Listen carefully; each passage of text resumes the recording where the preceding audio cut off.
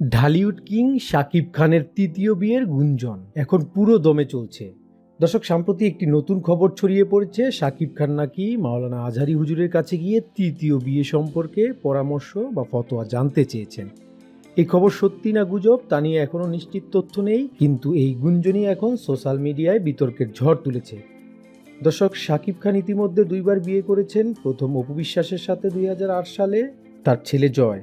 দ্বিতীয় বুবলির সাথে 2018। তাদের ছেলের নাম বীর। দুটো বিয়েই ভেঙে গেছে। এখন তৃতীয় বিয়ে নিয়ে গুঞ্জন শুরু হয়েছে। কেউ বলছে পরিবারের পছন্দে বিয়ে করবেন, কেউ বলছে ডাক্তার মেয়েকে বিয়ে করার কথা ভাবছেন, আবার কেউ বলছে নায়িকা বা অন্য কারোর সাথে সম্পর্ক আছে।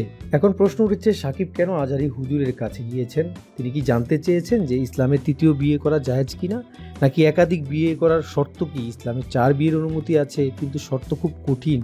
সব স্ত্রীর মধ্যে সমান বিচার, সমান খরচ, সমান সময় দেওয়া। অনেক আলেম বলেন আজকাল এই শর্ত পালন করা প্রায় অসম্ভব, তাই একাধিক বিয়ে না করাই ভালো।